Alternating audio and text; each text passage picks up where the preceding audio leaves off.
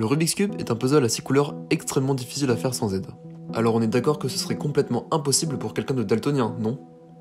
En fait, pas vraiment. Vu que la majorité de la population est mal renseignée sur la question des daltoniens, on va prendre le temps d'expliquer.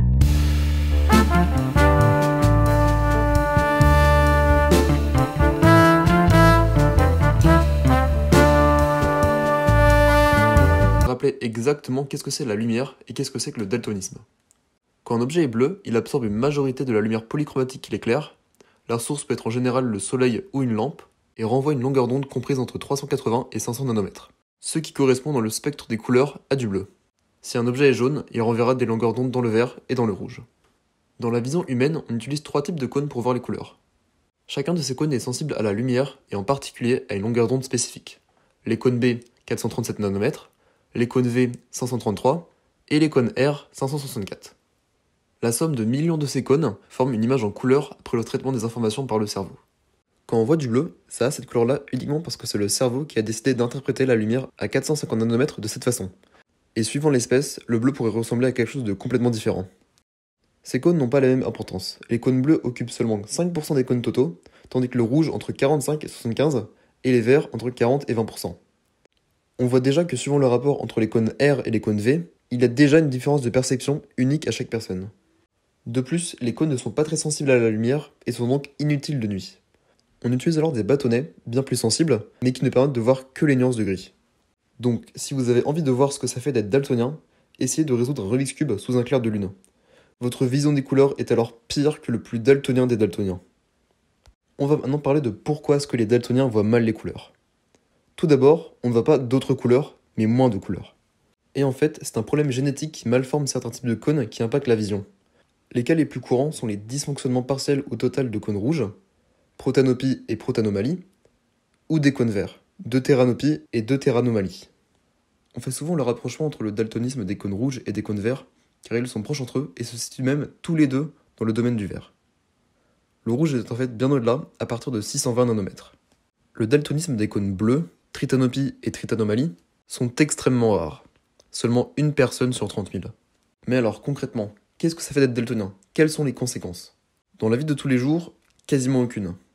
Dans la majorité des cas, quand il faut voir une différence de couleur, on la voit. En fait, grâce à la proximité des cônes verts et rouges, les longueurs d'onde correspondant aux cônes défaillants seront quand même captées à un certain degré par l'autre. Ce qui permettra alors de capter quand même de nombreuses nuances de vert et rouge, même s'il y en a un qui fonctionne pas du tout. C'est pour ça qu'en général, les daltoniens font clairement la différence entre un feu vert et un feu rouge. Par contre, si c'est le cône bleu qui foire, on peut alors dire adieu à toutes les nuances de bleu, mais heureusement c'est la forme de daltonisme la plus rare. Pour parler de la suite, on va prendre mon cas de daltonisme à moi. C'est en fait assez dur de déterminer précisément de quelle forme de daltonisme on souffre, car les différences sont assez légères, donc je pense que mon expérience des couleurs sera similaire à la majorité des daltoniens. Dans le Rubik's Cube, j'ai eu du mal à différencier le vert orange, le vert jaune et le bleu violet. On voit qu'à chaque fois, le rouge est impliqué, c'est pour ça que je penche plutôt du côté des cônes rouges défaillants, même si celui-ci ne me pose aucun souci à repérer au Rubik's Cube, vu que c'est la couleur la plus sombre de loin. Alors je rappelle quand même que je vois clairement la différence entre les couleurs du Rubik's Cube, parce que les nuances elles ont été choisies de base pour être facilement discernables. Sauf qu'au cours d'une résolution du Rubik's Cube, tout bouge très vite et il faut vite repérer la différence de couleur entre chaque pièce. J'ai déjà eu quelques cubes où le jaune et le vert étaient quasiment identiques pour moi, mais ce ne sont plus des nuances de vert populaires. Avant le vert était très clair et maintenant il est beaucoup plus foncé, et du coup maintenant je le confonds plus avec le jaune, mais avec le orange. Et en fait, la principale raison de cette confusion, c'est parce que les pièces du cube n'ont pas la même inclinaison par rapport à la source lumineuse. Et ça veut dire que je vais pas seulement faire la différence entre le vert et le orange, mais aussi entre le vert et le orange à l'ombre, entre le vert à l'ombre et le orange, ainsi que entre le vert à l'ombre et le orange à l'ombre. Dans le meilleur des cas, je suis en extérieur avec la lumière qui vient de tous les côtés, et là en général il n'y a aucun problème, sauf que les compétitions de Rubik's Cube se déroulent très souvent en intérieur avec de la lumière artificielle. Et si l'éclairage est mal foutu, je vais donc devoir gérer les problèmes d'ombre, mais ce n'est encore rien à côté du pire des cas. Un éclairage unique avec de la lumière jaune. L'objet éclairé a du mal à tout absorber et va paraître légèrement plus jaune que d'habitude, et là ça va vraiment être l'enfer pour discerner le jaune, le vert et le orange. Donc, pour pallier à tous ces problèmes, voici ce que je fais. Je planifie ma croix blanche, donc il n'y a pas de problème pour différencier l'arête blanche-verte et l'arête blanche-orange. Et si c'est possible, je prévois la paire verte-orange pour éviter de me retrouver avec ça quand je finis les F2L. Pour l'OLL, il n'y a aucun souci. Mais pour les ZBLL et PLL, ça arrive que ce soit risqué et je me retrouve parfois avec des cubes non résolus.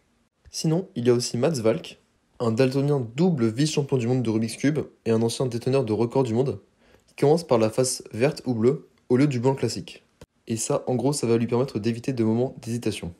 S'il commence par le vert, alors il n'y aura plus du tout de vert lors de la dernière couronne, et là il n'aura plus aucun souci pour différencier les couleurs, mais du coup ça veut aussi dire qu'il ne doit pas faire d'erreur lors des F2L. Ou alors il commence par une croix bleue, et là ses F2L sont sans problème, mais lors de la dernière couronne, il doit faire attention à ne pas confondre le vert et le orange. Et maintenant, je vous présente mon pire cauchemar, ce gros truc qui a 12 putains de couleurs. Avec 6, des fois c'est chaud, et maintenant il y en a 12. Et là, c'est pas possible de choisir un puzzle qui aura des couleurs qui te conviennent, parce qu'il y aura toujours des nuances qui t'embêteront. Et c'est en partie à cause de ça que j'ai complètement arrêté le Megaminx. Et c'est un peu pareil avec les gros cubes, où là le nombre de pièces qui peuvent être confondues est tout simplement gigantesque. On peut avoir l'impression, après tout ce que j'ai dit, que faire du Rubik's Cube en étant daltonien, c'est un enfer, mais en fait ce n'est gênant qu'à très haut niveau, et en général, quand la lumière est bonne, tous ces handicaps disparaissent complètement.